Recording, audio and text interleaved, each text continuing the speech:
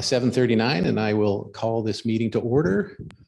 Welcome everyone to the Edmonton RASC regular monthly meeting. I'm Jay Lavender. I am current president, and I'll be your host for tonight.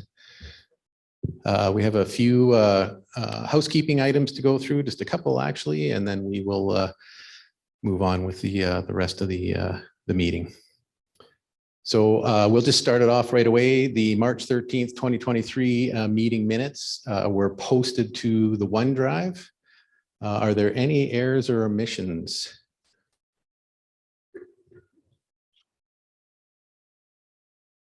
Okay, then hearing none. Madam Secretary. I move that the March meeting minutes be approved as posted on the website. Thank you. Do we have a seconder? Sukrit seconds. Thank you, Sukrit. Any discussion? All those in favor? Aye. Any opposed? All right, motion is passed. Thank you. Okay, on to a little bit more of a somber note. Earlier this month, we lost one of our members who can only be described as an icon in and around Edmonton for everything science. And Franklin Loehde had passed away on later in March. I think it was March 26th, was it? March 23rd. And for those of you that may not know Franklin, and I'm sure there's very few that don't, Franklin was founding member of the Space Science Center, the QEP, and obviously very active in the Edmonton RASC Center. So he will be a very dearly missed individual. And we wanted to spend some time tonight paying tribute to Franklin and everything that he's done. And so I'd like to ask Doug Cube to please come up and say a few words. On behalf, we'll have a few speakers tonight to speak to Franklin. So here's the microphone. Good evening. I suppose we've all known for the last couple of years that this event would occur, and that we would have to think back to our connections with Franklin. Joan and I first met Franklin very soon after we moved here at the end of the summer in 1969. So we have been friends with Franklin for almost 54 years.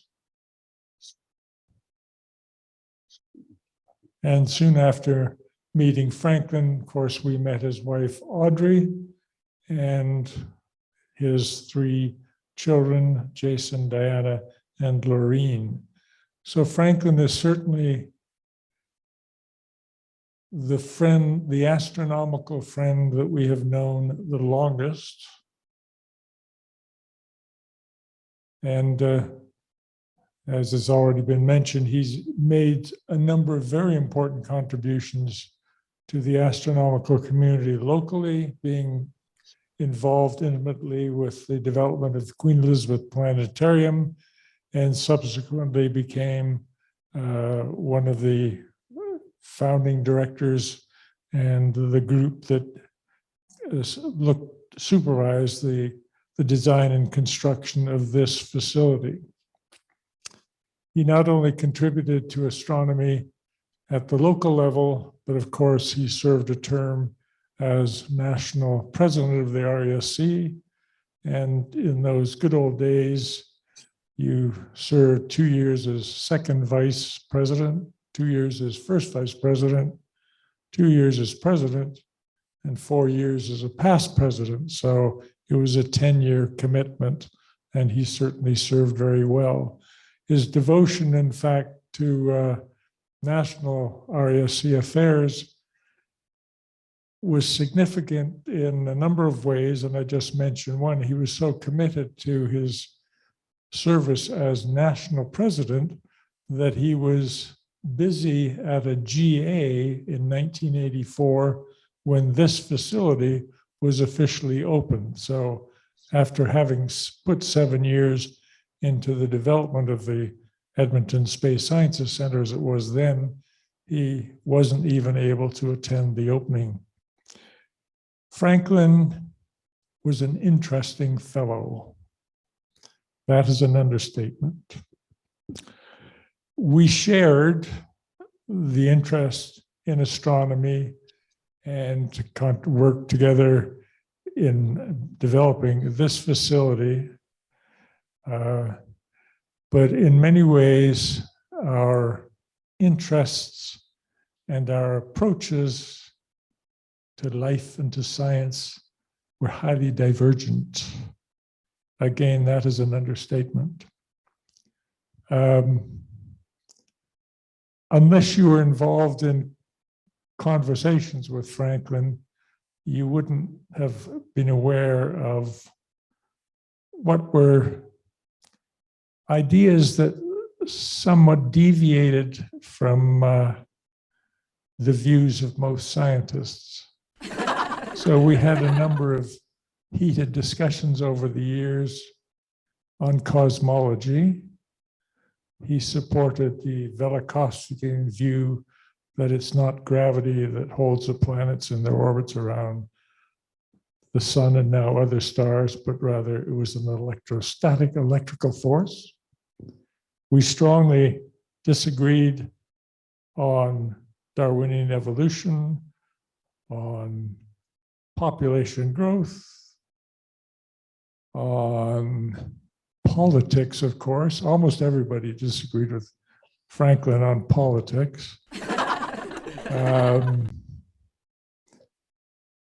But in spite of all of those disagreements, I will still recognize Franklin as a very close friend, and certainly close enough that if I ever had to depend on somebody to save my life or hold close to his chest a secret, I would have trusted Franklin without hesitation.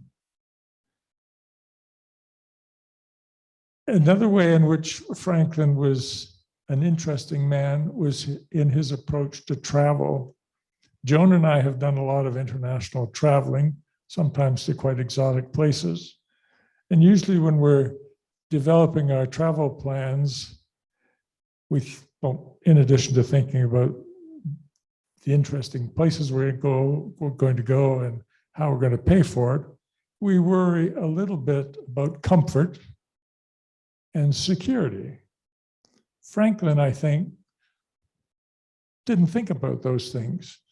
He would go on a trip, put his basic needs in a backpack and hit the road or ride a bicycle, but he'd get in amongst the common folk of the country that he was visiting. He would live the life of the local people as much as he could.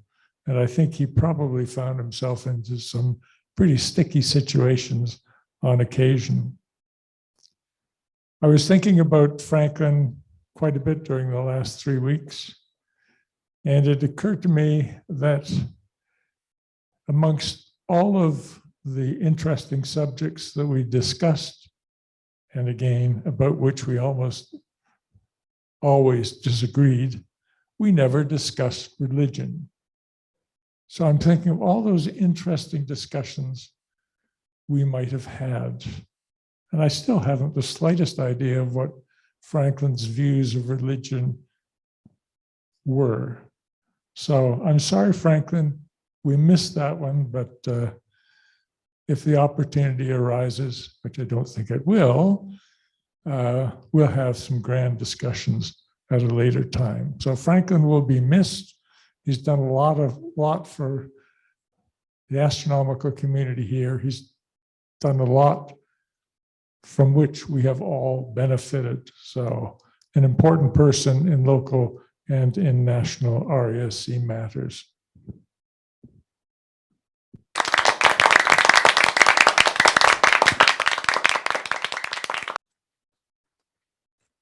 Thank you, Doug. Frank, I think you had a few words.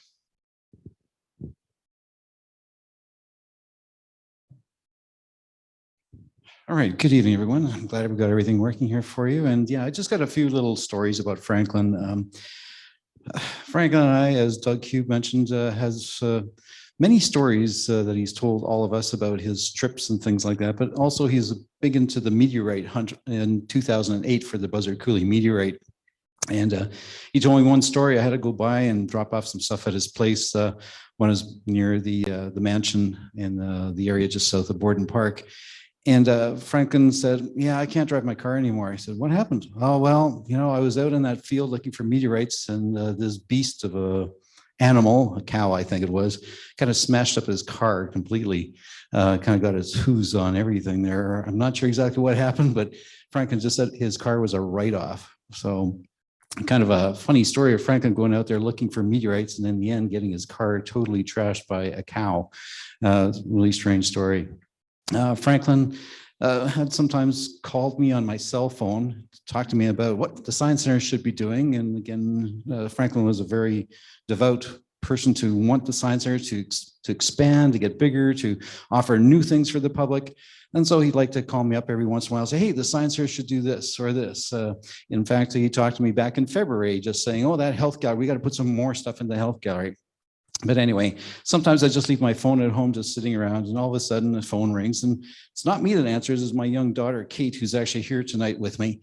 And she's starting up this conversation with Franklin. I wasn't home at the time. I had left my phone at home. So she and Franklin had a good talk for, I think, over an hour on the phone. I'm not sure what they talked about, but they did talk. And when I got home, anybody call for me? Oh, yeah, Franklin called. Oh, what did he say? Well, I don't know what he talked. This is my wife saying this to me. I don't know what he was talking to Kate about, but they talked for over an hour on something. So yeah, Franklin was really good at really just talking to anybody about almost anything, including my young daughter at the time. And that was about 4 years ago. So quite a strange little story there about just how Franklin could actually start up a conversation with almost anybody about anything. Always kind of fun to do that with Franklin. And some of the pictures you may have seen up there, Franklin also came out many times over to the observatory to help us out during Astronomy Day. You saw some pictures of him there with the telescopes and interacting with the public. He's always been a great supporter of any of these special astronomical events here at the Telus World of Science Edmonton. And we're definitely going to miss Franklin. So I'm going to just end there. Again, we miss Franklin very dearly, and wherever he might be, I hope he's looking down on us and kind of clearing those skies for us so we can actually do some observing one of these days. Anyway, Jay, I'll hand it back to you, and we'll talk to Ian and Bruce here.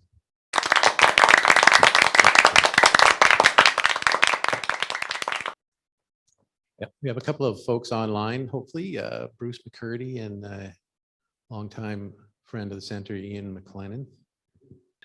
Well, thanks everybody. And my name is Ian McLennan. I'm beaming in from Vancouver. I have had a lifelong adventure with Franklin. My earliest memory of him goes back to the schoolyard at East Glen High School when he and I used to argue in the recesses and after school. And even in those early days, Franklin did not suffer from any uncertainty about his points of view on things. He was one of the observers from the young observers group. The RASC Edmonton Center had been populated largely by U of A professors. But when a bunch of us came into the fold in the mid-1950s, Franklin kind of took a leadership role there, and this group brought youthful energy and verve and probably some problems too for some of the older folks. But Franklin was instrumental in starting a precursor to Astronomy Day. He promoted the idea of Star Night, which was a major public event held at the then new Jubilee Auditorium. And he was also quite instrumental with a small group of us in promoting the Queen Elizabeth Planetarium, and in honor of the Queen's visit to Edmonton in 1960. I remember him searching for meteorites, even at the bottom of Lake Wabamun. And once the planetarium was established, he helped to direct and control some of the early programming in the place. And it got a lot of international attention out of proportion to the modest size of the planetarium. Another early memory I have of Franklin is attending the Seattle World's Fair with him in 1962. And I recall quite distinctly his large, lanky frame galloping from one pavilion to another. And he was absolutely determined to see as much as possible in as little time as possible. He had to see absolutely everything. And I always, when I go through a museum now and I'm trying to fit in one more gallery, I think back to Franklin and figure that probably rubbed off on me. It became a theme for his whole life, in fact. As a teacher and vice principal, he had long summer times off for frenetic journeys with the family in tow in his giant mobile home. And after the untimely death of his devoted and beloved wife, Audrey, a lovely woman who suffered Franklin greatly, that camper took them to all corners of North America. And of course, Franklin relished, as you see here, in showing up in various corners of the world, meeting, as Doug said, with the common folks, although I don't think this picture really reveals that aspect of it. He was a real character with a big smile, a hearty laugh, strong opinions. I've been amused at almost everybody, including Doug, says, I didn't agree with his politics, but he had a great zest for life and will be long and fondly remembered, particularly for what he did for Edmonton and the sciences in Edmonton. And I really appreciate this opportunity to say these few words about our dearly departed friend, Franklin Loehde. Thanks again.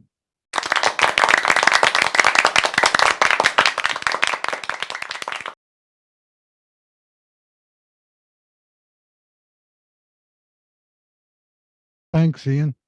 Can you hear me? Yep. Oh, hi, everyone. Joined a little bit late because of the Zoom problem tonight. By the time I got in here, and thanks to Abder for posting that note, Doug was in the middle, so I don't know how much of this I missed, but I can tell you what I do miss, and that's Franklin, who has been part of Edmonton Center for longer than really all of us can remember. I'll call him the single institutional memory of Edmonton Center of RASC. And that's from very earliest meetings right up to the last talks that he gave us via Zoom here just in the last few months about the history of Edmonton Center. And I thought I'd reference one longstanding memento that we have, which is the 50th anniversary edition of Stardust that was published in 2004. The first edition came out in October of 1954, which is a year before I was born, by the way. I'm now a senior citizen. Franklin's been with the center the whole time. He was already a going concern in 1954. And I'll just read you a couple of references from that first Stardust. The solar eclipse of June 30th, 1954, a group of observers from the center met to observe the partial phase from the eclipse in Edmonton. At 4:04 a.m., I'm guessing this must be pre-daylight savings time in 1954. Beyond my experience, the sun rose with the moon obscuring 30% of the disk. And I'll just skip ahead. The group used a 6-inch reflector owned by Franklin Loehde, a small refractor owned by Earl Milton, an 8mm movie camera owned by Ian McLennan, who we just heard from, and other small photographic and optical equipment. And they named all the people in the group, including Franklin, of course, and a number of interested employees of the McDonald Hotel who so graciously consented to let us use the roof of the hotel to observe the eclipse. So how's that for a sight? On ahead, Perseids. Due to the inclement weather, an attempt to observe the Perseids was prevented on the evening of 9th, 10th, next night as well. First observable night, small group of 6 was on hand at the observatory from 10:40 until low clouds moved in at 12:15. During the period, 53 meteors were plotted with all but one belonging to the Perseid shower. Those present were H. Montgomery, I. McLennan, M. Dalton, A. Dalton, F. Loehde, and E. Milton. And then Friday, August 13th, 14th, another session, also Franklin credited with being present. And then there's a big report about the Aurora Borealis, and there was 70 some displays seen in a 4-month span in Edmonton in the mid 50s. Major observers, Ian McLennan, 29 observations, Earl Milton, 53, Franklin Loehde, 44. So these guys were the going concern of a very busy observing group. And then there's also a report, F. Loehde, using a 6-inch reflector, submitted reports covering a total of 14 groups and 32 sunspots. The solar division plans to incorporate new members, 2 new members into the ranks. So there's Franklin again in various different kinds of observations. And he would have been what, 16, 17 years old at that time, I believe, going strong. And then the second, I'll stop after this one. The second entry in the 50th anniversary Stardust, building the QE2, and a couple of references in here. Committee headed by Professor Keeping and consisting of Professor Gads, F. Loehde, F. Jerson, D. Rosenfeld, and Earl Milton has been organizing the work of our center in this regard. And this is a work that has been mirrored recently by the QEP Restoration Committee, where we're hoping to rediscover our long association with this. Well, Franklin was in on that from the beginning. And then just one other mention in there, a recent chat with Gary Marlis revealed that he and Franklin Loehde had been accorded a 2-hour interview with the city architect just before Christmas. So this was just in the preparation of planning stages of the QEP. So there was Franklin involved in the organizational side just as heavily as he was involved in the observational side of the early years of the center.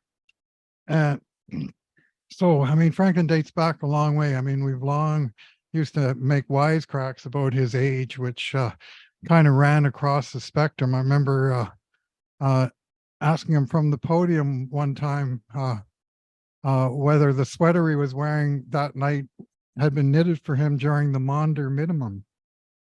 And anyway, he was a going concern, especially on the organizational front, with 3 casinos that he organized for 3 different educational institutions that he held dearly, which was the Edmonton Space and Science Foundation, the Royal Astronomical Society of Canada, Edmonton Centre, and the Edmonton Regional Science Fair. So what that meant was that every 2 years I would have to do 3 casinos to keep Franklin off my case, which I happily and willingly did. And each time I said, geez, this tiny bit of work I did, it's probably multiplied by 100 for the guy organizing all this. And I had a great amount of admiration for him. Not maybe all of his political stances and maybe not even all of his scientific stances, but boy, he sure did like to argue. And he would argue in good humor. So it would always be you'd certainly hear other points of view coming from him. And every once in a while, I may have been known at social gatherings to ask some innocuous question to get him going, and then stepping aside and letting Dr. Hube look after the correct side of the political equation of the argument that inevitably would develop between those 2 intellectual giants. And there was some fun listening for the instigators. But Franklin used to come always to our annual tree trimming party at our house with one of his invariable fine sweaters. And we enjoyed many fine times with him on the social front as well. Just a couple more personal recollections. One at the GA in St. John's in 1994, which that's my hometown. So I was delighted to go down and attend a GA there. I hadn't been home in 11 years at that time. And Franklin was, of course, there because Franklin was everywhere. He was president of the RASC, he was on the national council, he was on the local council, he was an eminence grise basically wherever he went. And and also on, of course, the Edmonton Space and Foundation, Science Foundation, where we worked together on that for a while too, along with Doug Hube, who was almost as ubiquitous as Franklin. And anyway, 94, I just lost my job, so I was really kind of in a strange place. But Franklin came up to me one day and he said, tomorrow I got to take a small plane. I got a plane ride. We're going to go up to Lanceau Meadows in Great Northern Peninsula, which is the site of the Eric the Red settlement from about 1000 AD. He said, "You want to come along? It's only, $200, only $200." And I'm going, geez, I don't know what. And so I bailed. Franklin went. The next day he came back. It was fantastic. He showed me some pictures he'd taken. And anyway, I wound up regretting that decision. I'm sort of marveling at here. I've lived on this province for a big chunk of my life, and Franklin's been here for a week, and he got to go to an important historical site that I've never seen. But that was Franklin. He got everywhere and went everywhere. And the final memory is the Buzzard Coulee meteorite that Frank already mentioned. And Frank and I had a most excellent adventure in Western Saskatchewan in late November of 2008, where we kind of got in on the tail end of the original discovery of the Buzzard Coulee meteorite. And we headed over and tagged on to there was a big sort of media event telling the media where it was and where. So we tagged in on that, and we got to the fish pond in near Buzzard Coulee, where the first fragments were discovered. Long story short, because I've told this story before, but Frank and I did get permission to search the farm, the Mitchell farm, a particular fish pond in the Mitchell farm, and we discovered 4 small meteorites, and this was like within 2 days of the first one having been discovered. So needless to say, we were pretty thrilled by that, and we convinced the farmer of our bona fides, what we would do with the meteorites. We were going to take it to the Science Center and then turn them over to the university, and that is indeed exactly what we did. But the first thing we did when we got back to Edmonton, coming in from the east end of town over the Beverly Bridge, and we said, well, we should just drop by Franklin's place. He'll be there. And I can't remember if we with cell phones, if we can't. Anyway, we just showed up at his door, and Franklin was just absolutely thrilled to see these brand new meteorite fragments, still crusty. They still had an odor coming from them. They were pristinely fresh and gorgeous. We had wrapped them in tin foil. Frank will remember this because we've been advised that would be the least reactive way to protect them. And I remember Franklin just crinkling back that tin foil and the tender way that he handled those rocks.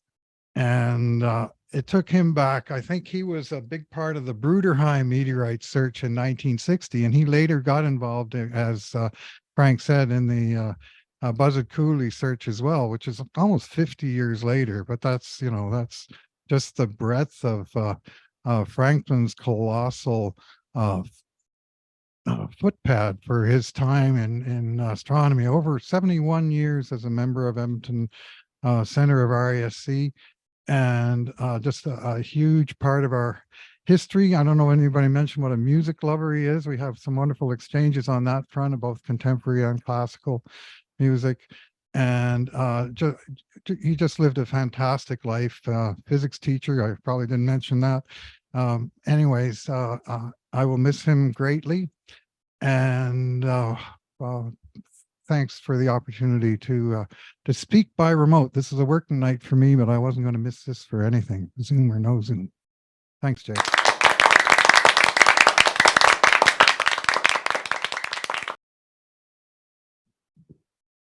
Okay, thank you very much, everyone, for those kind words. I think it's quite suitable at this time to ask Orla to come up, who has put together, as Bruce mentioned, Franklin was a music lover, and Orla has put a little musical composition together for this meeting. I attended Franklin's memorial service here on Friday, and I discovered how little I actually knew about Franklin. I only came and spoke to him once, a few times. The last time I spoke with Franklin was when he decided to move south. And he was packing up his apartment. And he invited me up because at the time I was the coordinator of the telescope loaner program that we have.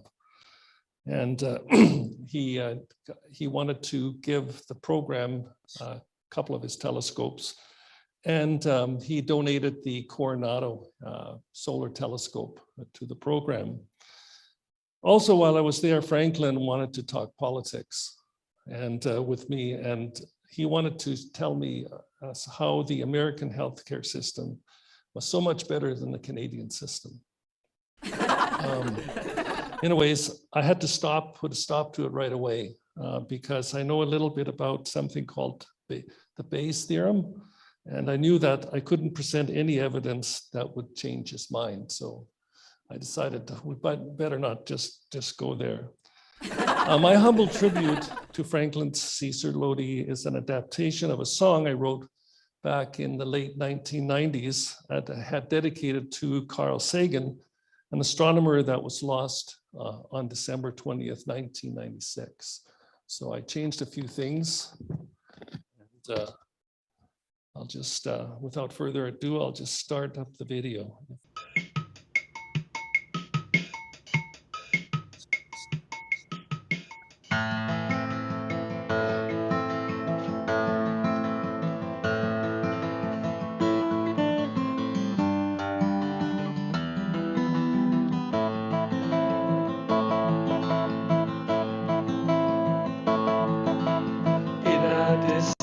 Galaxy there lived a handsome prince. One night he went exploring and no one's seen him since. He always told his friends about the wonders in the night. Then he flew off in a spaceship to explore the starry sights.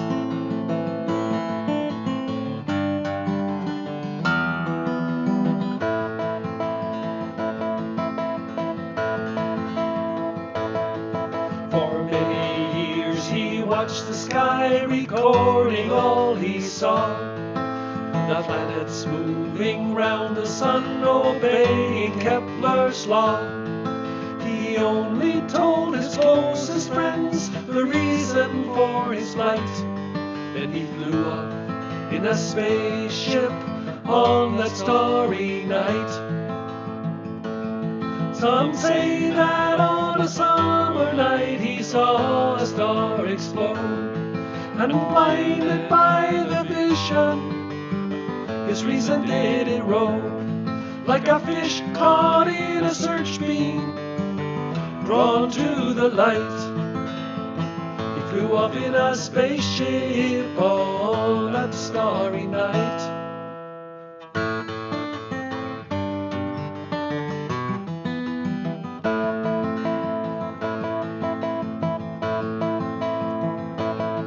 Some say that on that summer night a comet drifted by.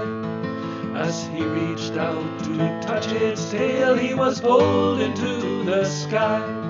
Now riding on a comet, he's racing through the night, walking up to heaven on the comet's frosty light.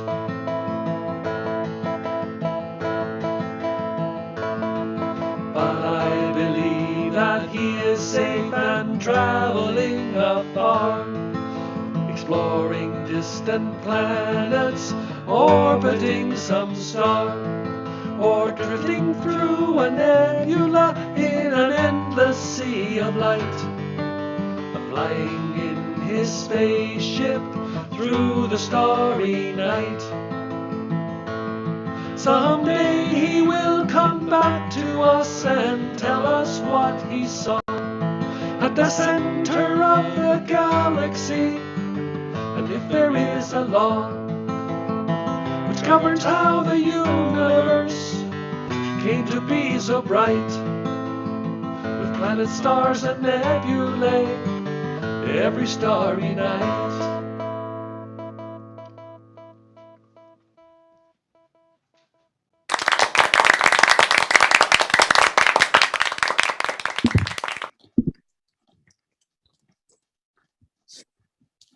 Thank you, Orla.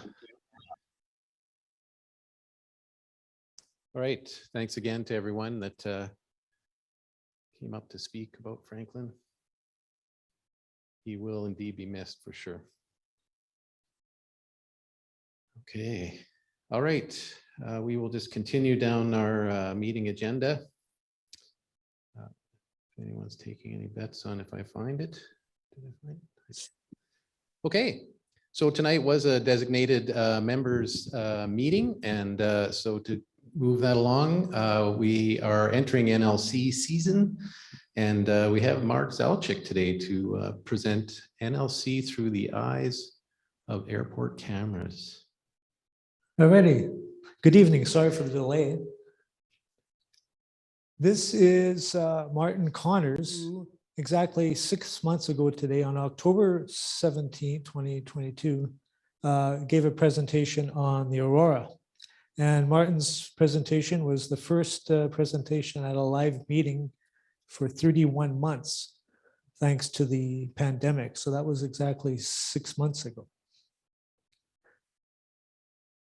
Now, do you remember who the presenter was at the very last meeting before the pandemic? Here's a clue. See the resemblance? My talk was on a particular camera at an airport in a place called Ambler, Alaska, at the Arctic Circle. And this is a south-facing camera around the time of the winter solstice. And I demonstrated through the images of the camera how it showed the sun trying to creep above the horizon, the southern horizon, on the shortest day of the year, but was just blocked out by mountains and that kind of thing. So that was that particular camera. We're going to be talking about more cameras. The images that you're going to see are the American ones from Alaska are courtesy of the FAA, and the Canadian ones are courtesy of NAV Canada. So my intention after the March meeting was, after a couple of months, around May or June, was to speak again on another phenomenon that could be observed with these cameras, but of course the pandemic got in the way. That phenomenon is noctilucent clouds, or NLC. These beautiful ice clouds can be seen in twilight from these latitudes from the end of May till the middle of August. So starting already at the end of next month. Now, when you see a really bright display of NLC like this one, this is one of the brightest displays in the last few years from June 28, 2019. You know, something's different because they look like cirrus clouds. But of course, cirrus clouds look like this when the sun is up, but clearly the sun is not up here. You can see clouds closer to the horizon that are in darkness. So clearly for these clouds to be lit up, they have to be really high up in the atmosphere. And indeed, NLC will occur at the top of the mesosphere, at the mesopause, at an altitude of 80 kilometers, even about eight times higher than cirrus clouds. So this kind of shows the geometry of NLC observing. You got the observer over here, the NLC are way up here, still being scattered light from the sun, whereas tropospheric clouds, which are much lower, are in darkness. NLC form when meteor dust wafting down from space, about 40 tons per day of it, they meet up with water vapor that's diffusing up from lower levels of the atmosphere, and the water vapor accretes onto the meteor dust, and in some cases under very cold temperatures will also accrete on large ions that are already present in that part of the atmosphere. Now, the amount of sky you see NLC in depends on how far below the horizon the sun is, so-called degrees of solar depression, which has nothing to do with the way the sun feels, because of course the sun's disposition is always sunny. So here we got this circle represents the celestial sphere. So if you're looking straight up, you're basically looking at a circle, and the arrow is pointing towards where the sun is, which is now below the horizon. Now, when the sun is up, it illuminates all levels of the atmosphere. So it would be possible to see NLC over the entire sky. But of course, when the sun's up, it's just too bright and it's going to block out the clouds. But as the sun descends below the horizon, you get less and less sky where the NLC can be seen. For example, when the sun is 6 degrees below the horizon, it's possible to see NLC over this huge part of the sky. When it gets to 8 degrees below the horizon, you can still see NLC over about half the sky. Then you get to 10 degrees, 11, 12, 13, 14. The quoted span for SDA is 6 degrees to 16 degrees. How do you find your SDA? A good way to do it would be to look up Alistair Ling's website, nlcplanner.com, which has a few useful tools for NLC observers. I'll be giving that info at the last slide with some other information. So 6 to 16 degrees is the quoted range. Is it possible to see NLC when the sun is below 6 degrees below the horizon, when the sky is pretty bright? We'll address that question in a few minutes. So yeah, you get down to a SDA of 15 degrees. So the sun's 15 degrees below the horizon. The NLC will only be in a very short swath, just 1 degree above the horizon. You can't really see. It seems to be some kind of illuminated cloud here. There we go. But that's just clouds illuminated by the city lights. When it's this dark, if you see anything like this, it's not NLC. NLC are going to be exclusively in twilight. The ideal SDA for NLC observation is about 10 degrees, which is kind of what this looks like here. Yikes. So this is an SDA of 10 degrees. You get a bit of orange right along the horizon, trending to light blue to dark blue. If NLC were visible here, you could see them a full 15 degrees up. And also you can see there's a nice contrast between the dark sky and the hopefully bright NLC. So that's at 10 degrees. This picture is taken by Tiana Goddard from Chariton, Iowa, which is at a latitude of 41 degrees. So for NLC, that's getting really far south. This is a perfect example of what NLC will look like with an SDA of 15 degrees. These NLC are only 1 degree up. But the display is strong enough so the clouds are very obvious, whereas in most cases, the NLC are going to be really faint when they're that low in the sky. So what are these 2 stars? It would be Castor and Pollux. There's Capella. The neat thing about Capella is, whereas it's circumpolar here and never sets, from that latitude, it actually will set and be below the horizon for a couple of degrees. So this is looking to the northwest. Normally when NLC are seen in the continental US, you can trace the NLC back to somewhere in Canada. But this display encroached so far south that even from Iowa, these particular clouds are still situated over somewhere around Williston, North Dakota. So this display went that far south. It's pretty spectacular. Now, if you wanted to catch take a picture of an entire display when it covers the sky like this, so this is an SDA of about 8 degrees. Clearly, you'll need a fisheye lens or a wide angle lens.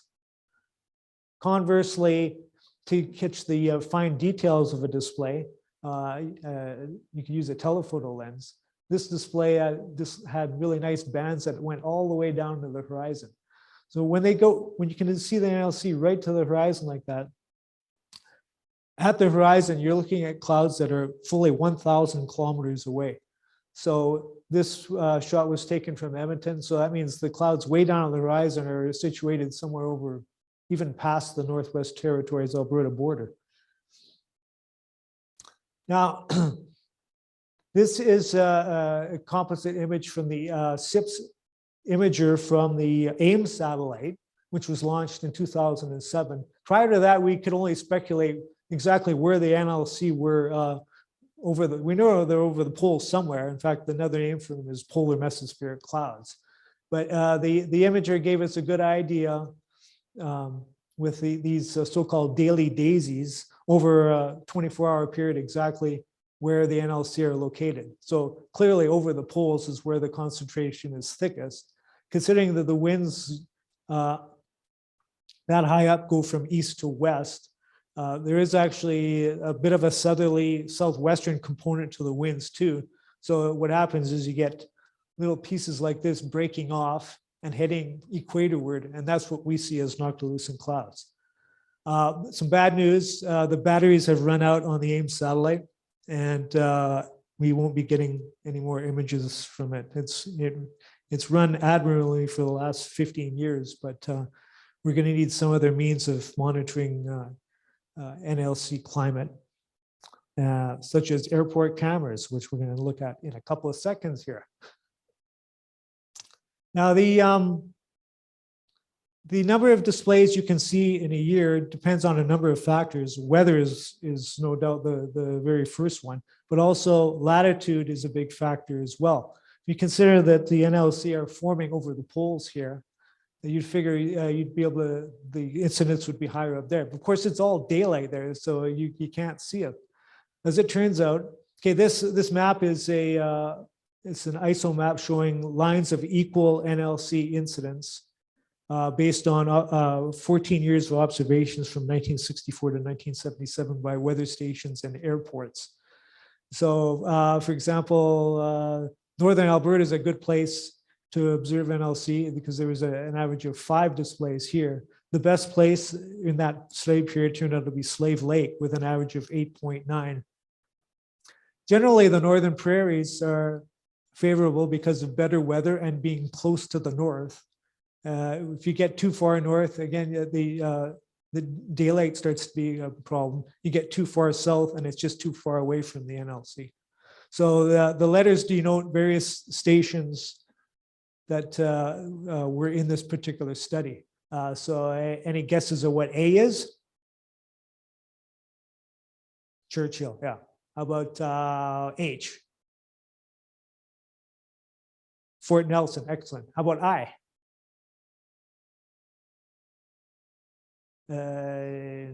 Watson Lake, yeah, very good. Great. So let's say there's a number of factors that will determine how many displays you can see.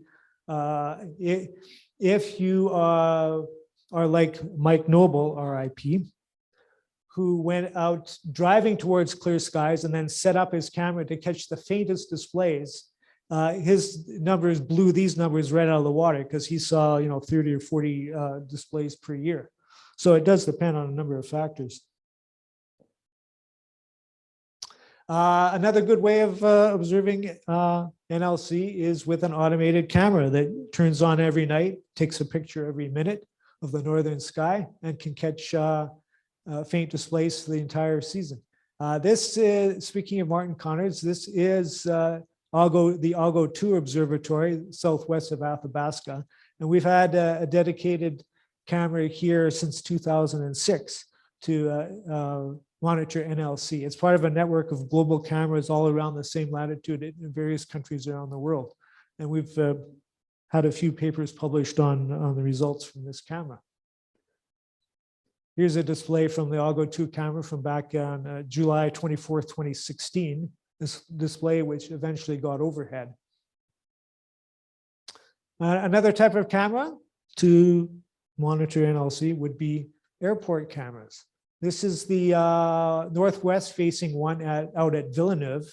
And the deal with these is that it's a large network of cameras for pilots. So if they want to fly into an area, they can get onto the web and look at the camera network to see what the weather is like at the location they're going to. Now, it's a very extensive network.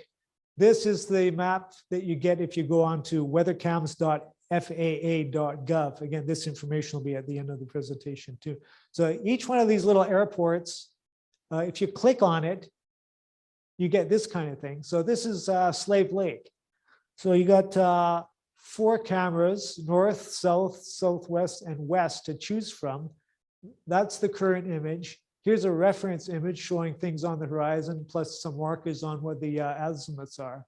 We're looking at, these are wide angle lenses with a field of view of about 100 degrees. So the equivalent of about an 18 millimeter wide angle lens.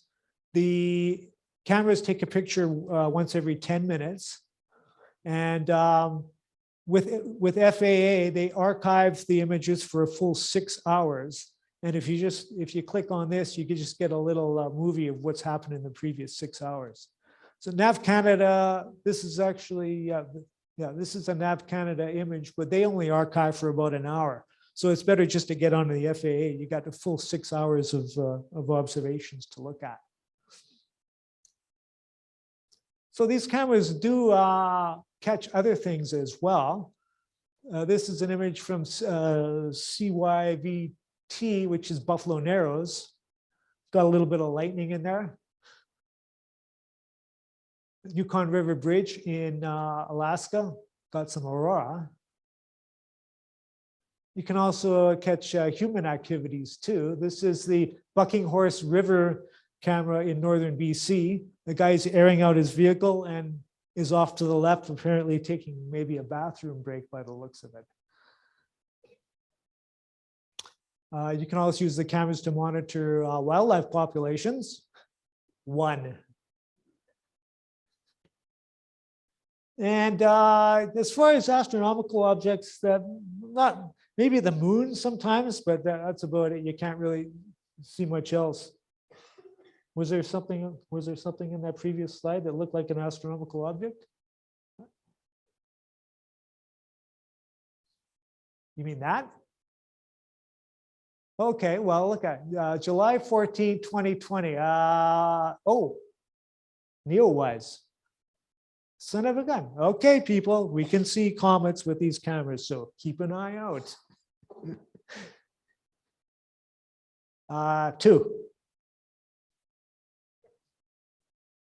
And lo and behold, that CYSF, that's Stony Rapids at the east end of Lake Athabasca, on the night of July 31st, August 1st last year, and we've got an NLC display off to the north, because it's the northwest facing camera.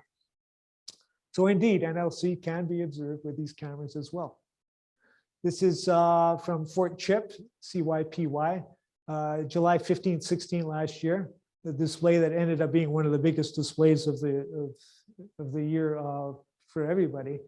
Fort Chip is the king of the weather cams. It's situated at 58 north latitude, so right in the prime NLC viewing zone. And the quality images are sufficient enough to catch even the fainter displays. The number of displays topped out here in 2020 at 32 active nights, which isn't too bad. There were 29 last year. And here's Kodiak on Kodiak Island in Alaska. Nice display showing some streamers. Now the Alaska network, as evidence from that previous slide with all the cameras in Alaska, it's a robust network with over 200 individual airports. And the neat thing about these particular cameras in Alaska is the quality of the images is consistent through all of the cameras and all of the airports. Now, an interesting citizen science project.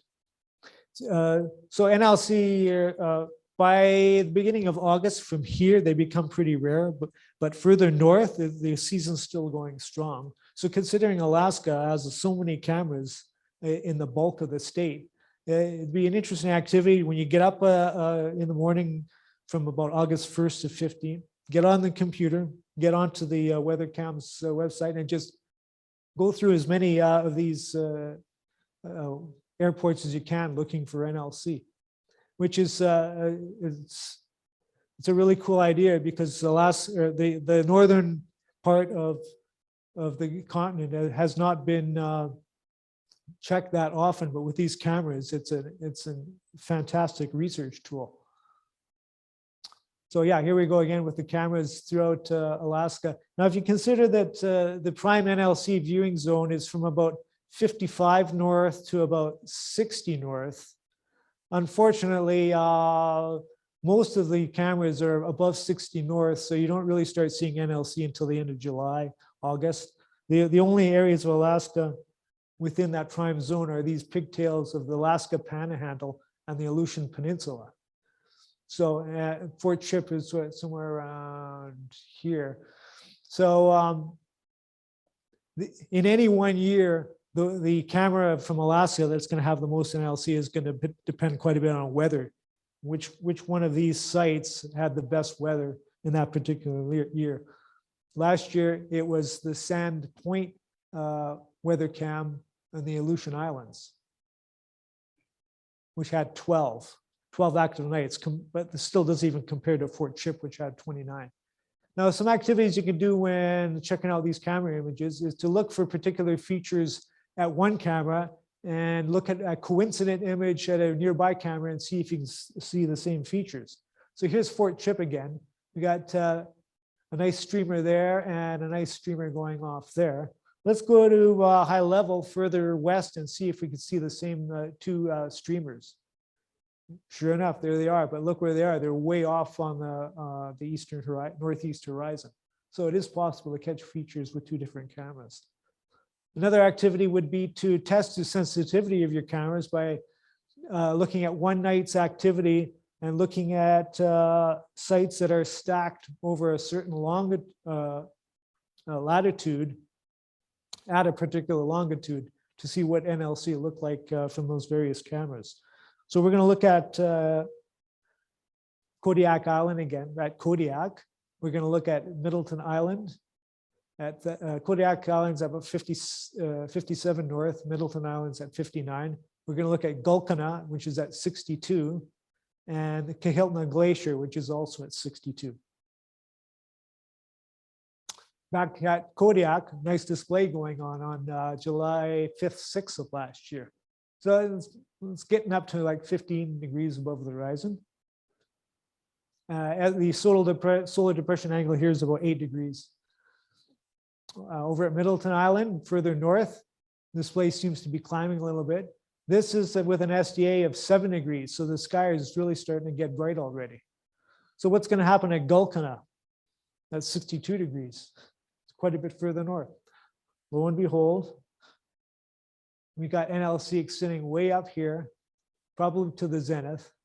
The solar depression angle here was only 5 degrees. So it is below that 6 degree threshold. And further still north, Kahiltna Glacier, there seems to be some kind of band here. And this is even a little further north. The solar depression angle here was only 4.5 degrees. So again, it is possible. The sky is going to be bright, but if the NLC are there in that overhead, it is possible to see them.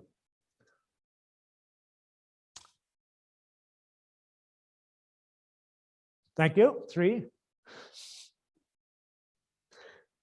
So to you, is there scientifically valuable information to be gleaned by using these cameras? Sure thing. I mean, you got extra eyes on the sky, especially at the higher latitudes. And NLC are a phenomenon that hasn't really been terribly consistent through the years anyway. We only started seeing them for the first time globally in 1885. And in North America, they had to wait another almost 50 years to see them. The first North American observation was in 1933. And after that, there was another 20-year gap until the late 1950s before they were even seen again.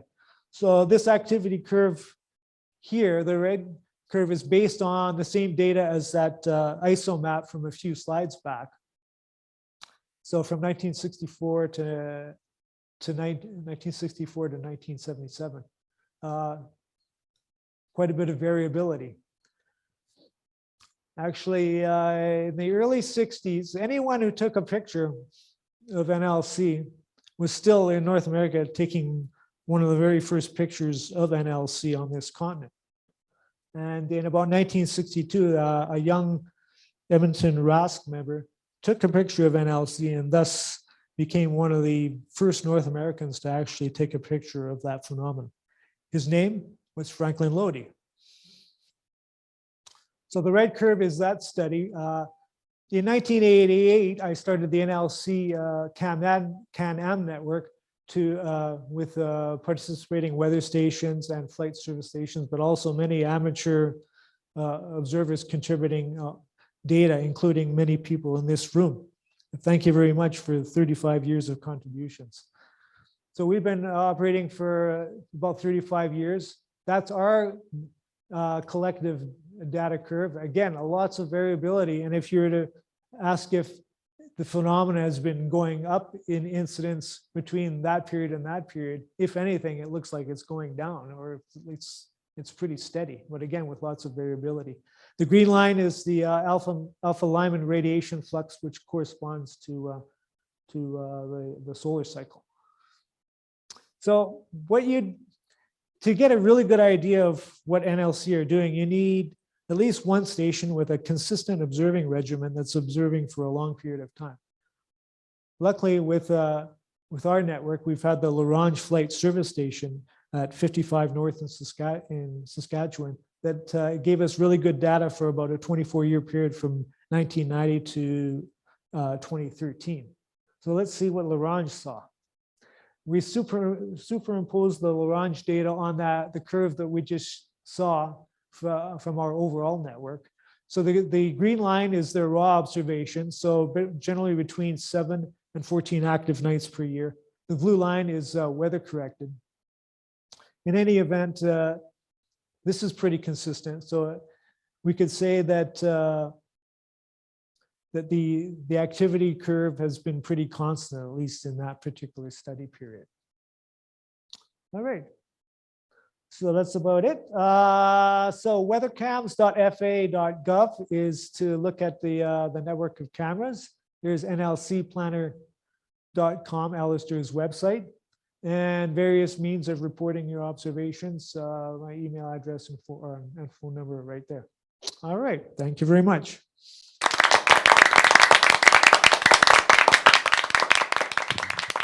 Thank you, Mark. Always very interesting. I'm always impressed that Mark memorizes all those airport codes. Makes me feel bad. I have to pull out my driver's license to remember my postal code.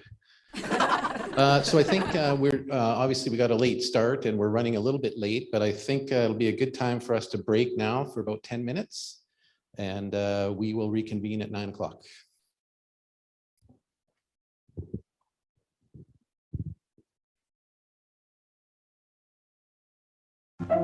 Let's all go to the lobby. Let's all go to the lobby. Let's all.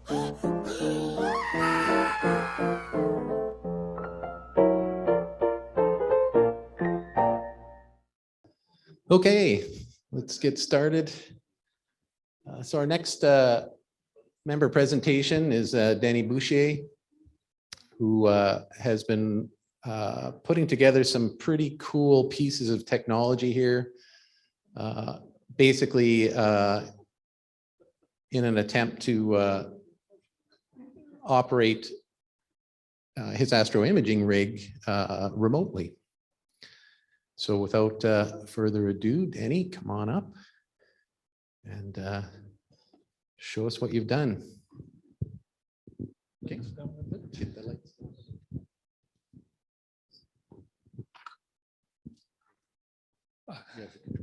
Yeah, I got the controller, so that should work. Yeah. Bring the lights down a bit. Thank you. That's hard to see with that light. Okay. Telescope remote control. Lots of people that do imaging would like to do it in, a nice environment, maybe sitting in their basement or somewhere a little warmer and no bugs and everything else. So I had the same issue. I used to have a 16-inch f5. I was a observer only. I didn't do imaging, but I got older, so I switched. I went to the dark side and used a camera.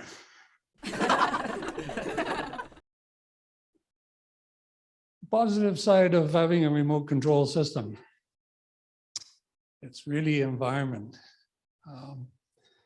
Yeah, I don't like the bugs. I don't like the cold. I don't like the dew anymore. I put up with it for too long. And that's the positive side. You can get away from the environment, sit comfortably in a trailer or in your house, and you can image. Today, there's a lot of people that do also what they call electronic assisted astronomy. So you can actually be sitting in your house and go to Target and take a few frames, it gets onto a program that solves it right away, and it gives you the image of what you want to look for. So you don't even need to be outside in an eyepiece. You can do that in your house. And if you like imaging, they can take an hour. And if you sit outside at a table and it's -5 and you're not moving around a lot, you get cold.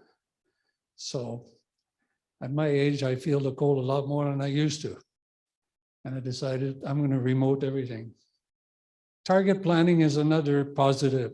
You can do all your planning ahead of time, and you can load it up onto the remote system and use it when you want to.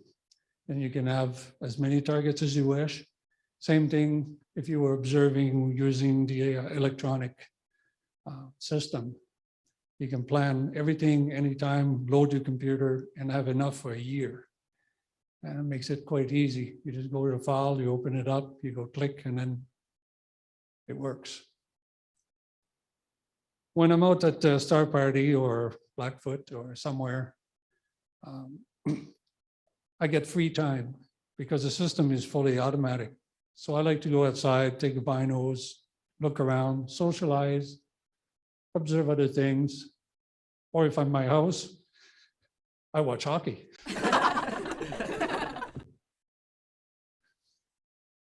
So the type of platform you can do that on, everything from Windows to Linux, Android. Could be some other system out there, but those are the ones I know. The connection to your system done with Wi-Fi, Ethernet, Bluetooth, different ways of doing it. The nice thing about positive side is the automation. You set and forget. So you can do something else in the same time. Make yourself a coffee. Enjoy the outside world. Talk to friends. That's what I like to do. And the negative side, well, you got to buy parts. You got to buy a small computer. You may have to buy a router. You got to set up a different power. All those things are kind of negative if you're not willing to put the effort. It's not going to work. So it takes time to do that, to get it right. Software, there's multiple programs out there. And one of the downside is you have to learn some of it. Everybody always struggles with the software when they first start. On your telescope, it adds weights. That could be negative. If you put too much stuff, your mount may not track properly. So you have to really be careful on that side. You got to balance your scope with all that stuff on too. And that's kind of a negative because I forgot a few times to balance my scope and my tracking was horrible. And it's a learning curve right there. Wiring, that's a big issue. You're going to get a lot of wires on your scope. From USB, your power, you got to manage it so that it doesn't move when the scope moves, doesn't get tangled in things. And you have to be able to find any faults that happen. So that could be a downside. You start imaging, you spend an hour and a half trying to debug your system. It's very frustrating. The initial installation time is fairly long. You have to load your system with all kinds of stuff, software. You have to figure out why it's not working. You got to test it out. You got to go out and do it and do it and do it until every bug in the system is out. And then you have a system that works. So the best way to solve the problem is the first line, make a plan. Find out what hardware and software and the cost of everything will be, and make a plan how this is going to work. You need a computer. Right now, we call them mini computer. There's all kinds of type. Some Beeling are very, a lot of people use Beeling. Some want to avoid it because it has a fan. You can go to a Nuke, which is a different type of little mini computer. Some go to the Malik Quieter 3. That's another type. You have to decide which one you want. It's very important to look at that one because you'll need a lot of USB on it. So as part of your plan, you should make sure that what you're buying has what you need to meet your plan.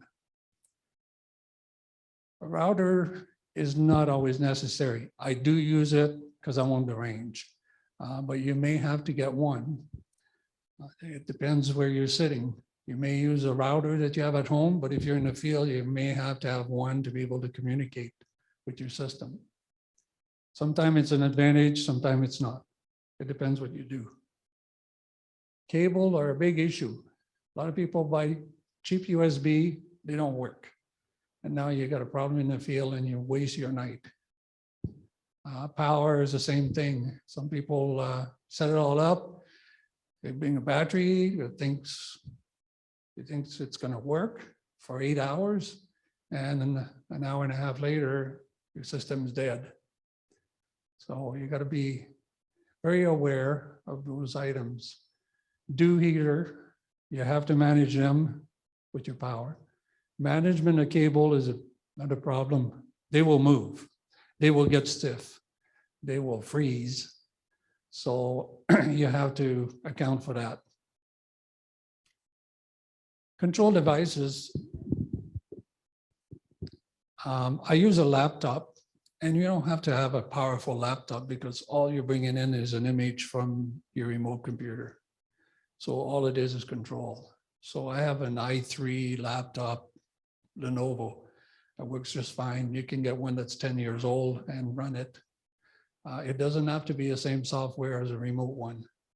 It could be Windows 10 or it could be an Android, an old Android tablet. It could be an iPad. All of it will work. There's an app that you can put on and you can do your remote control that way. You connect to your system. Software in your mini PC, you have to think about the drivers you got to put in. Ashcom is a big one. CPWI, EQ mod, Nina, PhD2, CDC, or Stellarium, whatever you want to put on your system, you have to think about it and make it work together. Your connection, you can do Bluetooth on some mount. You can do Wi-Fi. You can connect directly to the Ethernet using a cable. And you have to think about your router if you're going to go through one. And you can go Ethernet router to Wi-Fi, a combination of all of them. And the last part is modified your plan.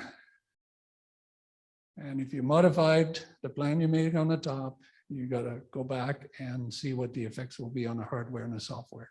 And you go through the whole list again.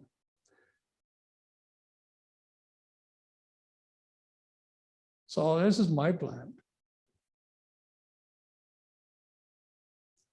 So we have the mini PC. When I bought mine, which is a B-Link, it had 4 USB.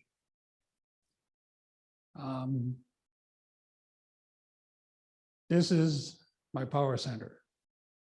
It's got the 12 volts from a battery. It controls it. I can control the dew heater. Those are the control. and the voltage comes out and feeds my mini PC. It also feeds the main camera to cool it down. And the filter wheel right here is basically connected to the main camera. In the back, it has USB 2. And the power for the filter wheel comes from the main camera into the filter wheel. This USB is a main camera to the mini PC. And here there's a USB that goes to a little hub. It's not power. I don't need power hub. It just takes the power from here and transmit it for the two focus motor system. One on my guide scope, one on my main scope. And here is USB 3 to guide camera. Some guide camera USB 2, doesn't matter, this is compatible. The reason I use this is that I didn't have enough plugs on here to do everything I wanted. So I had to go and put a USB hub. And you'll see it later in the picture. This is the mount on the side here. There's 12 volts that goes to the mount and it's a CGX. And the aux bus, this is the plug where the hand controller would go. I plugged this system. And this is a Celestron homebrew module. And it gives me GPS, Wi-Fi, and Bluetooth all in one system. And you'll see it on the picture next. So there's my scope. So I use 3 scope. I use a 132 f7, it's a William Optics, the GT81. It's also William Optics, and the Zenitar, same company, all 3 are the same. My mount is a Celestron CGX. It can carry 55 pounds. My heavy scope is about, with everything on it, about 24 pounds, 25 pounds. So within the 50% of the weight for the mount for good tracking. Beeling is an X55. It does have a fan, doesn't cause vibration. 8 gig 256, Windows 11 Pro on it. If you're going to use Windows on the mini computer, you got to make sure it's a Pro version so you can turn on the remote desktop. If not, you have to use like VNC and different other programs. I got 4 USB on the mini PC, and I got 4 USB on the little hub. When I plug the hub in, I lose 1 USB from the mini PC, but I got plenty and I got a spare.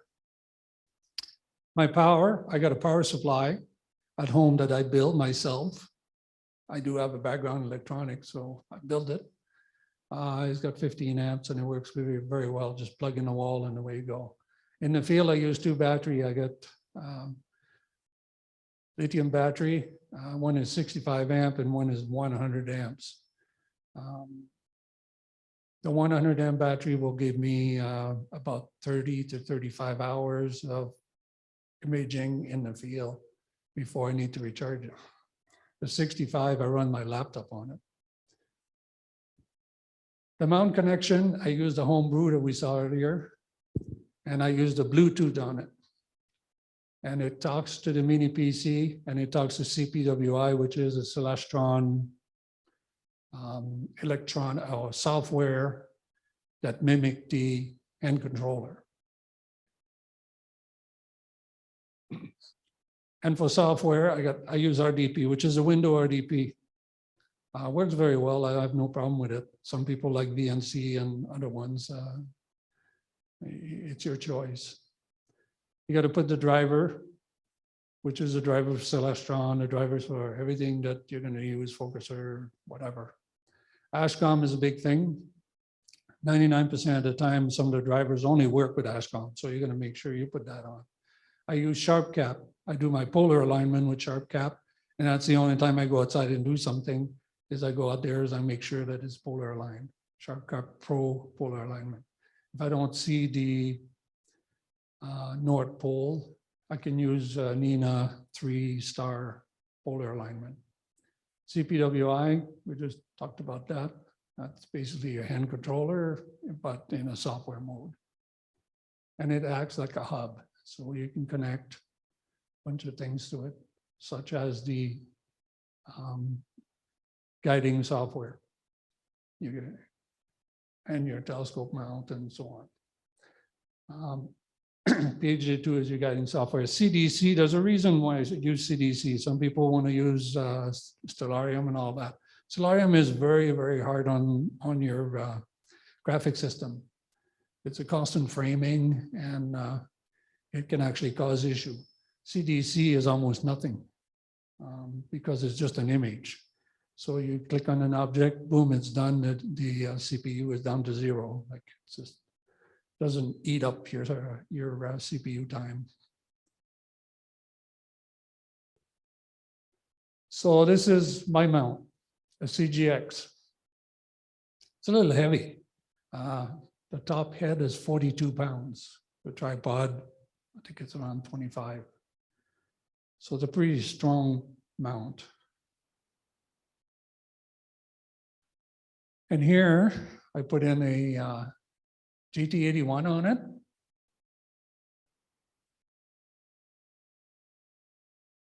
And this is my module. So this is the little controller for power.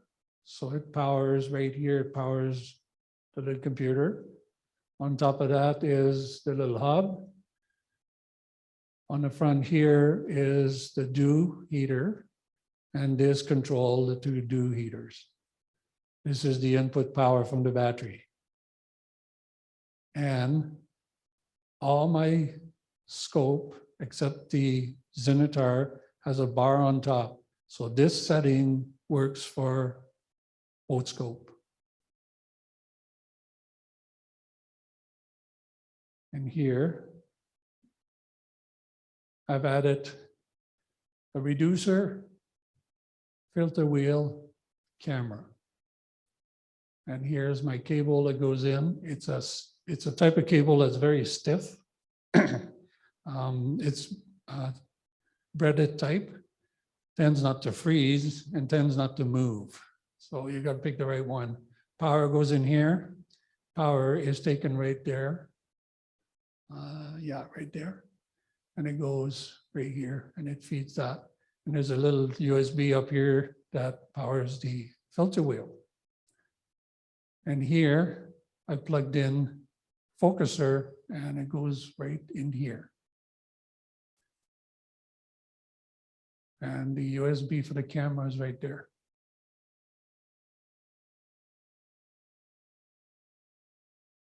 So you can see it a little bit better here. So I just Velcro the thing on.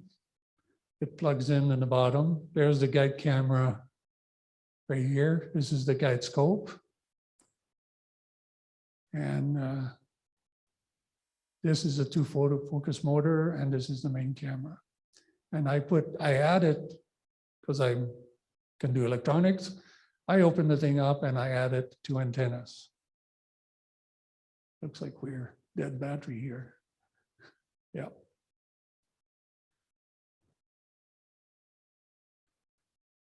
And this is the home brew right down there. And it has an antenna and it's plugged in right where the hand controller goes. There's 2 aux up here. And there's the only line that goes to the ground, which is power. So I keep it simple.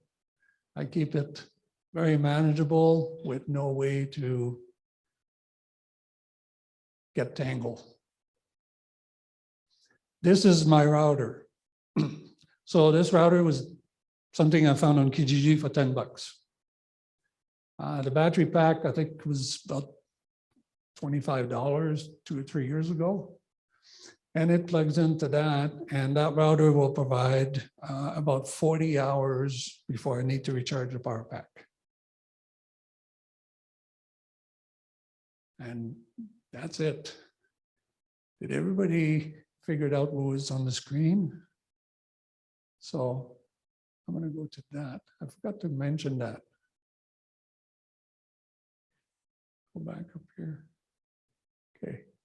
Which object is that? Everybody knows.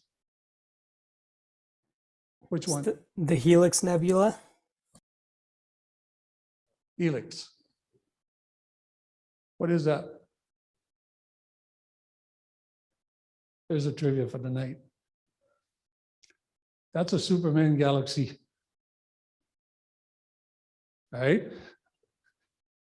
That's what they call it because it makes a nice big S, like Superman. This took me almost 5 years to see with my 16. This took 15 minutes of exposure. Can't remember, 2 or 3 minutes per frame. And it's called Palomar 13. The stars in there, brightest one is 17.3 magnitude. And there's a little galaxy somewhere in here. There's one in here. And there's one in here. Very faint. What about this one?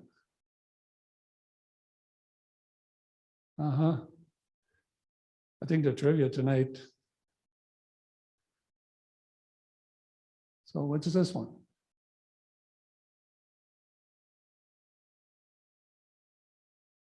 What's that? M13. And one way, I can't see it on here, but right there is the really faint galaxy, the icy galaxy by M13.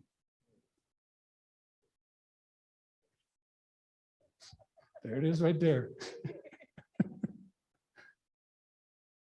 And this one? Press it. And that's it. Any question?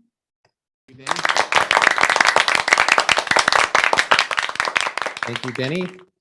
I don't want to overcommit, but I think Denny has also agreed to bring his gear and set up to the International Astronomy Day and set it up for folks to come look at here on April 29th. Thanks, Denny. Okay, we're running really quite behind here, so I would like to, if it's all right, just jump to our Astro-Imaging corner. I know a lot of folks look forward to that.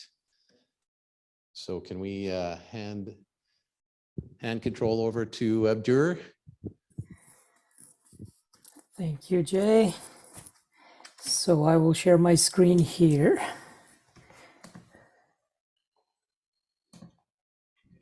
Okay.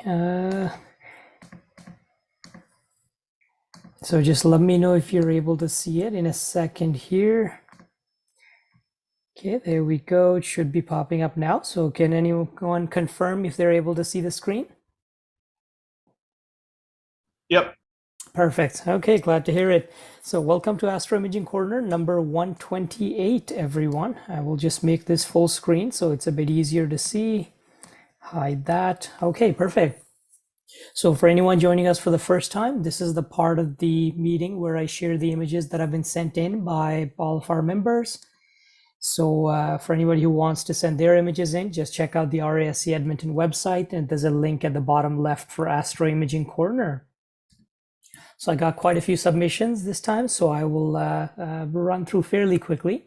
The first image here is from Tom Owen, and this is of the Great Northern Shiner, as he calls it, Messier 13. This is probably one of our best globular clusters in Hercules, or in the northern sky, but it's located in Hercules, just kind of inside that keystone, which makes it easy to find.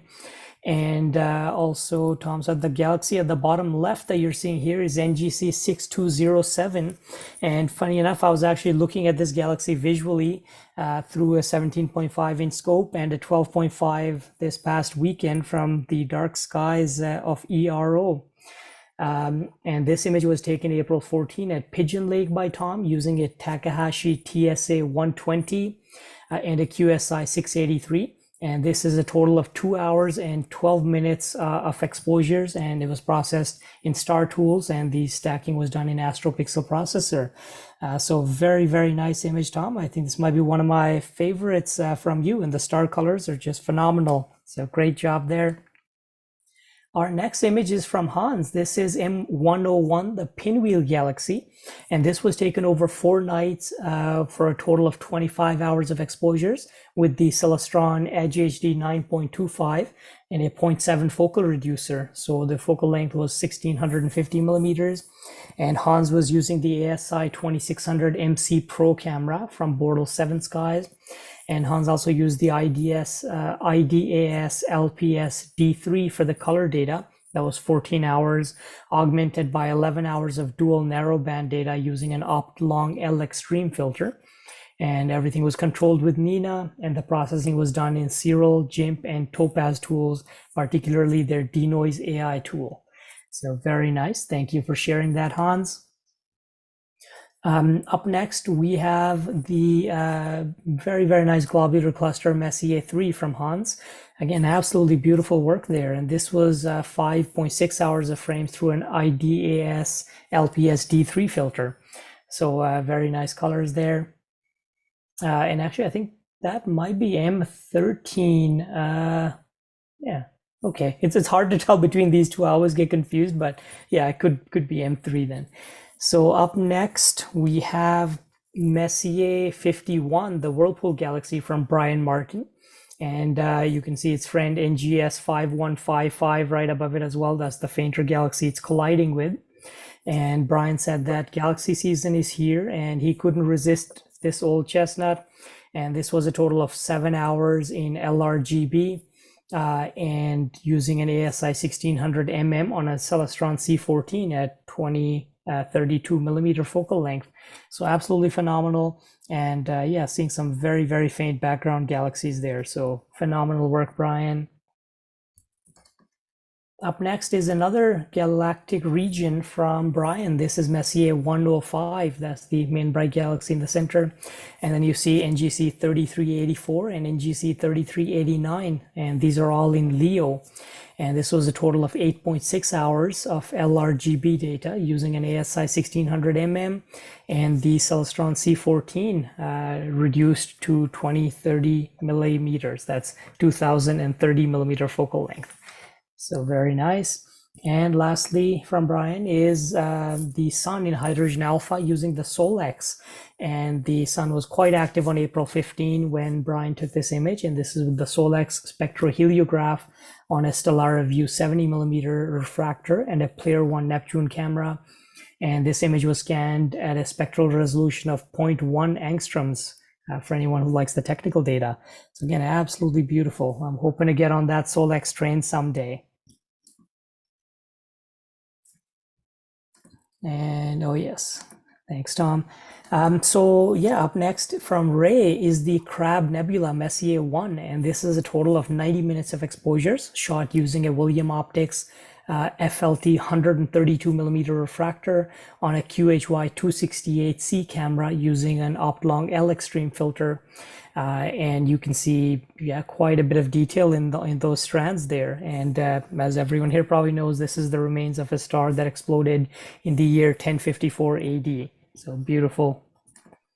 Up next, we have a shot of Messier 51 from Ray. This is the Whirlpool Galaxy, and this is a total of 4 exposures of 6 minutes each and 10 exposures of 10 minutes each. So lots of nice detail there. Up next from Ray, we have the Crescent Nebula, and this was a total of 2 hours of exposures using the same telescope and camera and the L Extreme filter. And this was stacked in APP and processed in Lightroom. Up next, we have an image of the Jellyfish Nebula from Dave Mussel. And this is a supernova remnant, also known as IC443, located about 5,000 light years from Earth in the constellation of Gemini, the Twins. And this image integrates data from 129 subs of 4 minutes each. And that helped capture the faint light from the energized hydrogen, oxygen, and sulfur atoms in the supernova remnant. And Dave used a 5-inch Explore Scientific refractor mounted on his AZEQ6 mount and a monochrome QHY camera with a filter wheel. And the images were taken over 3 separate nights during a trip to New Mexico this past March. So absolutely phenomenal. That might be one of the best shots of that object I've ever seen, Dave. So great job, and thank you for sharing. Up next, we have an image from Craig. This is Messier 51 as well, and this was taken on March 20, 29 and April 3rd. And this was a total of 13 hours and 14 minutes of data. And this was using the Skywatcher Equinox 120 ED refractor at f7.5 and a Player One Poseidon C, which is the same camera as the ASI 2600 MC. So very, very nice. And you can see a lot of faint background galaxies there. So great job.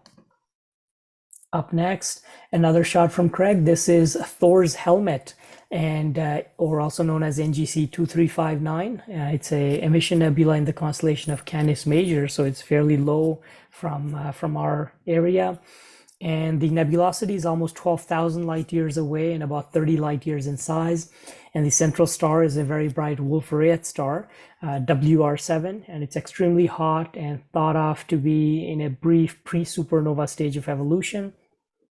And this was taken, oh, actually that explains why it was higher up in the sky. So this was taken from New Mexico near Silver City on March 26, 2023. And this was a total of 60 minutes of integration time. And it was shot using Nina and the Celestron Edge HD8 with a 0.7 reducer and the 2600 MC camera from ZWO, and processed in PixInsight and Photoshop. Very nice image. Up next is an image that I was wondering if I had showed last time, because I know Warren had sent it in time for the last Astro-Imaging Corner, but just in case I had forgotten it, I included it over here because that is a beautiful shot. And this is from March 14, 2023.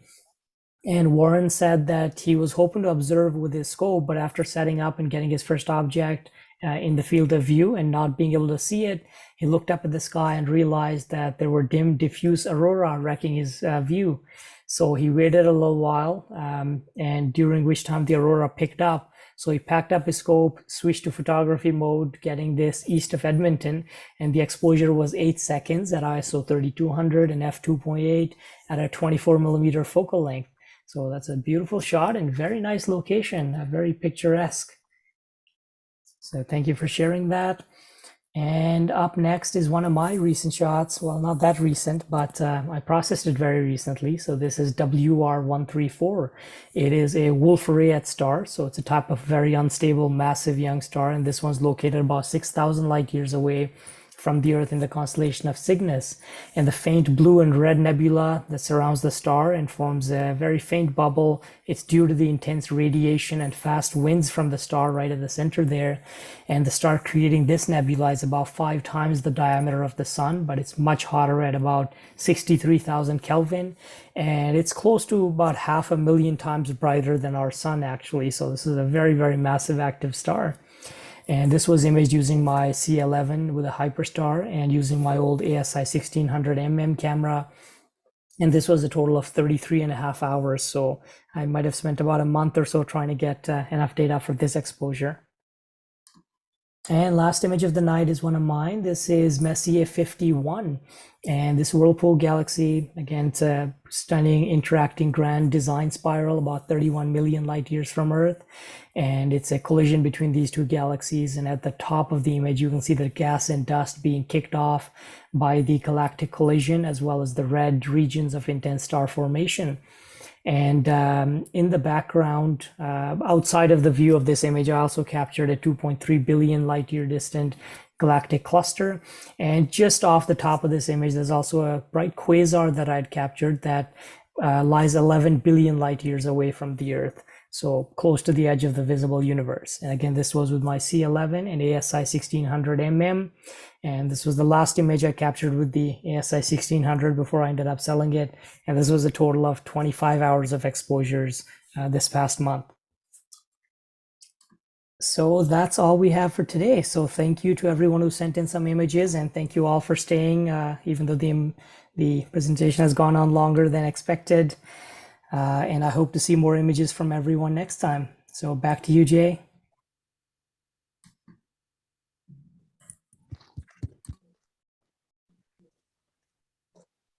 Thank you, Abdur. Again, I'm absolutely amazed at just even over the last few years, how much the skill has evolved in that astro-imaging side of things. Unlike my technical skills on working a computer.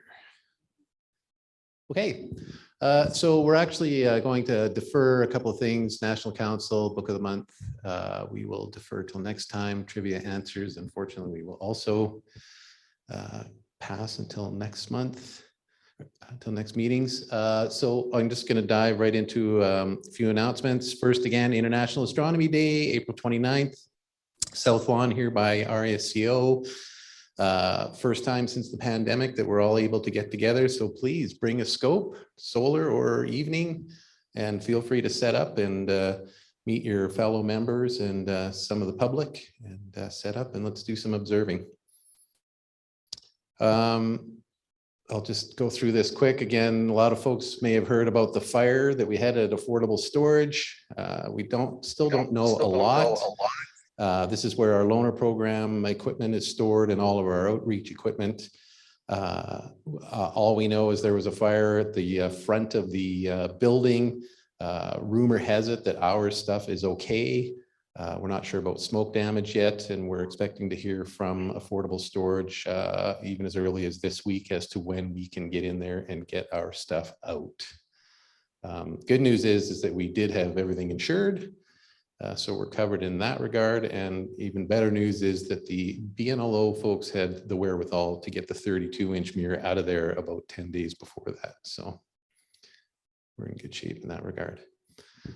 So some upcoming events, Astro Cafe. So this is introduction to Astro Sketching. So Sherry Campbell and Berta Beltran are going to be putting on this Wednesday, April 19th, 7 p.m. at Windsor Park Community League.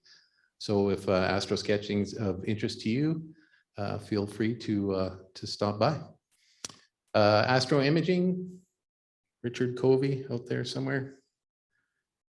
Oh, do you want to come up and briefly talk about our Sean Nielsen presentation?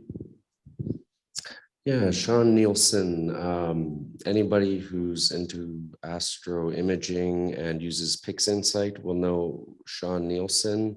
He runs a YouTube channel called Visible Dark, and he's going to do a presentation on next Wednesday, the 26th, not this coming Wednesday, but next week.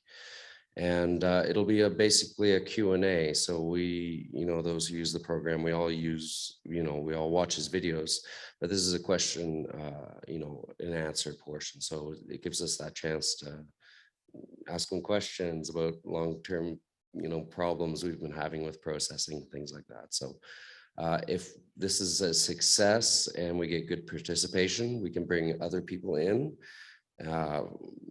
focusing on other programs like Photoshop or GIMP or Cyril, basically whatever you want.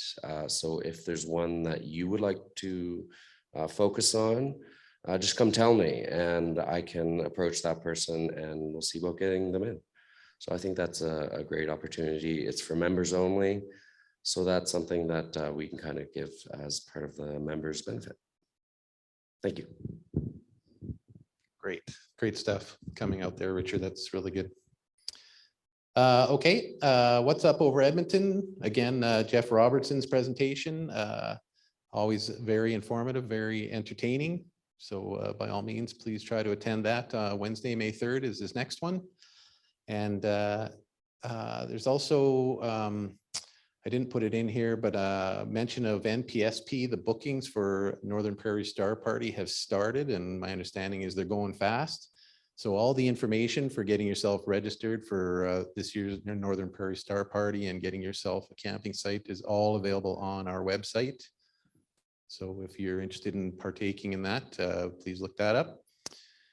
And the last thing is next month's meeting is a guest speaker, Stefan Portillo, on computer enhance. What's that?